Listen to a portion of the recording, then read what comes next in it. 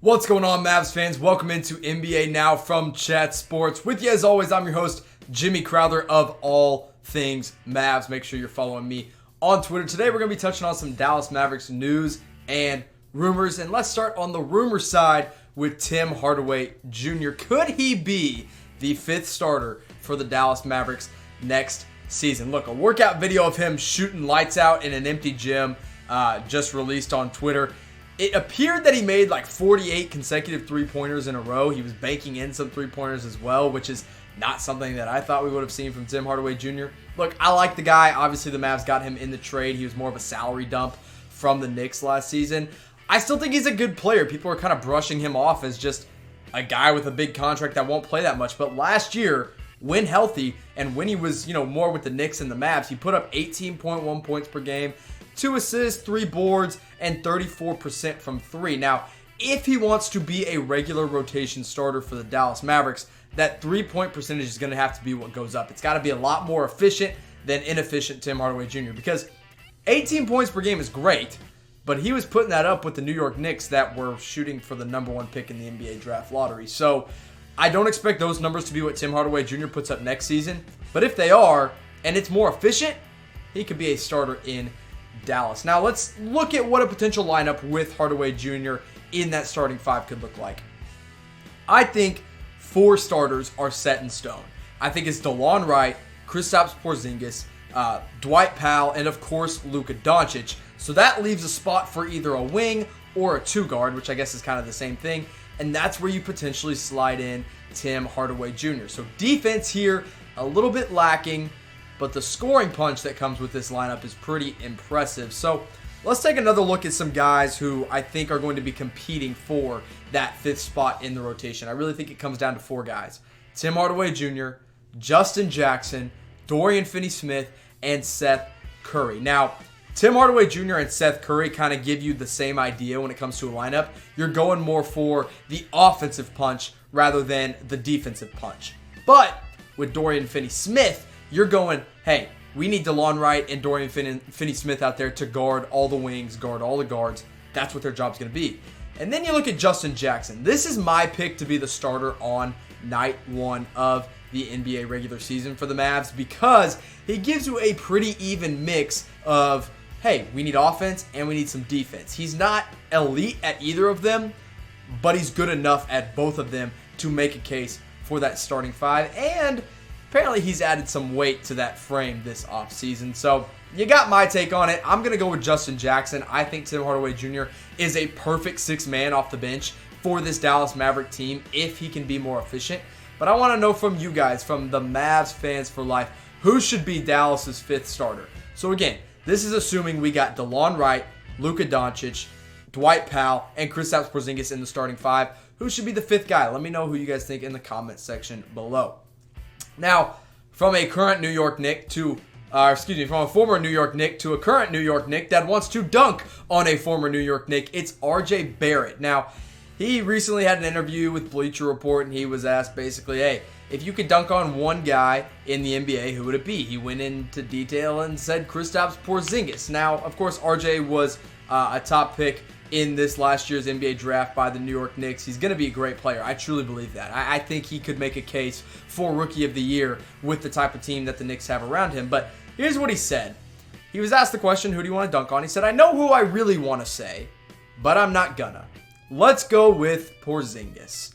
So we don't know who he really wants to dunk on, but I think he was like, hey, how can I make the New York Knicks fans happy? I'm going to say Kristaps Porzingis. So of course, you look at Kristaps Porzingis, the newest Dallas Maverick, the former New York Knick that definitely left a sour taste in their mouths because he said, hey, I want to get traded. And look, if I played for the Knicks, I'd probably complain about it too because they have no idea how to manage a team right now, and Porzingis wanted out. I don't blame him. Now he's on the Dallas Mavericks. He's a little bit more secure, but 7'3" Porzingis ain't going to be getting dunked on by RJ Barrett. I'll tell you that right now. You heard it here first, folks. So you look at this Knicks lineup. This is kind of what they did this offseason and who I project to be the starting 5.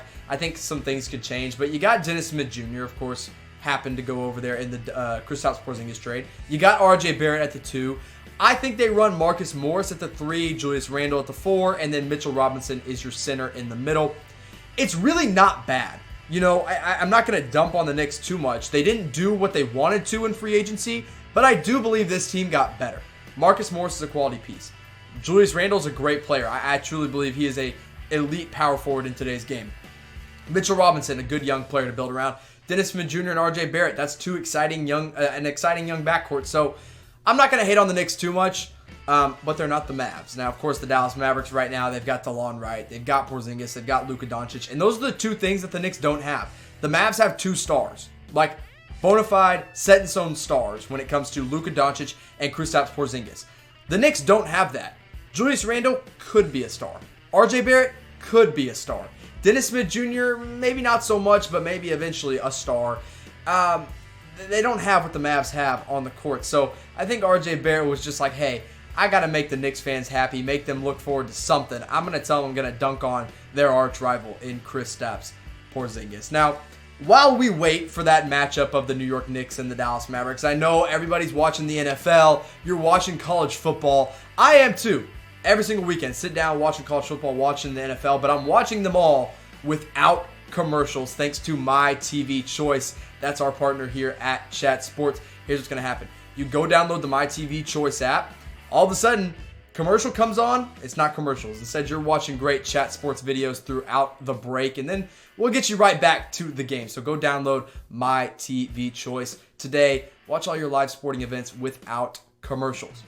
Now let's move on to a little bit more news than rumors here, and it's Devin Harris. Look, Devin Harris was one of the first guys that I remember growing up watching the Dallas Mavericks. He was one of those guys that was on all the Dirk teams. He was always around, always one of the main point guards, came over in the draft. He was, I think, one of the highest draft picks in Dallas Maverick history out of Wisconsin. But it appears his playing days in Dallas are done. He recently said at Dirk's charity tennis event that he is weighing his NBA options, but none of them are with the Mavericks. So Devin Harris in Dallas is done. He's looking elsewhere to continue his NBA career. Now, last season, it wasn't bad, but he took a huge backseat. I mean, he took a huge step back because they got guys like Brunson. They got guys like Luka Doncic that were playing that young point guard and guard ball handling role. But last season, 6.3 points per game, nearly 2 assists, nearly 2 boards, and 31% from 3. I will say this. I've always loved Devin Harris. He is a professional's professional. A great defender still. I still think he can handle the ball and run an offense well. But the Mavs don't need him anymore. They don't need that older veteran guy. They have their old veteran in JJ Barea, who we'll get to in just a little bit more news on his injury. So which teams could use Devin Harris? We don't know which teams offered him a contract, if any have. But here's 3 teams that I think could make some sense for Devin Harris. I've got the Atlanta Hawks, the Washington Wizards, and the Minnesota Timberwolves. Now, the Atlanta Hawks, they have Trae Young, okay? Devin Harris ain't playing above Trae Young. He's already been in Atlanta before. I think he could go back there and be the real backup to Trae Young, because right now their backup point guard is Evan Turner. Evan Turner's not really a point guard. Devin Harris is. Now, the Washington Wizards, we know they have point guard troubles. It just came out that Isaiah Thomas is going to be sidelined for 6 to 8 weeks. Their only other real point guard on the roster right now, because John Wall is out as well, is Ish Smith. And I know the Wizards are tanking, but you got to have some kind of veteran leadership to kind of help mold the younger guys. The guys like Admiral Schofield, the guys like Bradley Beal, Rui Hachimura, even Thomas Bryant. Devin Harris could come in and be a great locker room presence for that team. And then finally, the Minnesota Timberwolves. Look, their starting point guard is Jeff Teague. I'm not sold on Jeff Teague. I don't even think he's really a top 25 point guard in today's NBA anymore. I think he is falling out of that real conversation in the top 2/3 of the league. I think Devin Harris could come in, be a backup, split time with Jeff Teague on that Minnesota team, and really help them out because they also lost Tyus Jones. He signed with the Memphis Grizzlies. So I think those 3 teams make a lot of sense for Devin Harris. Again, we don't know which teams have offered him a contract, but I do think these teams would make some sense for Devin Harris. A lot of people were saying, hey, he should just retire. Retire as a Dallas Maverick, come onto the coaching staff. He reportedly got more offers to be a coach than he did a player. So is it time for Devin Harris to hang him up? Yes or no? I want you to type Y for yes, type in for no. Selfishly, I would say yes, because I want to see Devin Harris in a coaching role in Dallas. But I know if you're going to get paid, you might as well still try to play. So, hey, Devin Harris, if you feel like you can play, go do your thing, man. Out on the court, I think you can do it. So let's get into another veteran point guard for the Mavs. It's RJ Barea. He said at that same charity event that he's going to be back for training camp. Now, remember, he tore his Achilles in that game against the Minnesota Timberwolves last season. And really, a lot of people thought that might be the end for him. But he bounced back really quickly. I mean, he's been looking good, playing 5-on-5 drills. RJ Barea is ready to go. Training camp starts October 1st. He said he's going to be ready. Now, last season, before getting hurt, statistically, a great year. 11 points, 6 assists, 3 boards, and three-point percentage, not great. Just skip right over that. He still gets into the paint. He still is a nuisance for other teams to guard. I love JJ Barea, and I think with this young point guard core, you got to have a guy like JJ in there. You know, you got Delon Wright. You've got Jalen Brunson. Then you got JJ Barea. He is your third string, but in the locker room, who's your other veteran on that team? I mean, there are no real veterans on this Dallas Maverick team besides Boban and Dorian Finney-Smith and Dwight Powell, I guess, are the other guys. So, yeah, JJ Barea is going to be needed in the locker room and to help these young point guards grow. I love JJ. I don't think anyone is ready for him to retire. They re-signed him this offseason, so the Mavericks feel like he is going to be ready to make an impact this season. So, got to ask the question, because I know there's some diehard JJ Barea believers out there. Who should get more playing time in 2019-2020? Jalen Brunson or JJ Barea? Type JB for Jalen Brunson. Type JJ for JJ Barea. It's pretty simple there. I'm going to go with Brunson. You know, he's the young guy. He's the guy they want to develop alongside Luka Doncic in that point guard role. It's got to be Jalen Brunson. We know Delon Wright's probably going to start, so I didn't even have to include him in here. But I'm taking Brunson over Barea this next year. So, one more piece of news for the Dallas Mavericks fans and for you Mavs fans everywhere. This is for the true MFFLs. Jason the Jet Terry is coming back to Dallas, but not with the Mavs. He's going to be hired as the assistant GM of the Texas Legends. Of course, that is the G League affiliate for the Dallas Mavericks. They play in Frisco, so I guess he's really going back to the DFW area, not really Dallas. But hey, Jet is getting his chance in a front office, as I thought he always should, either front office role or coach's role. And now he comes into the Texas Legends. Let's take a look back at what Jason Terry did in his time with the Dallas Mavs, because he truly is one of the all-time Maverick greats. His jersey, his numbers should be retired here in the near future.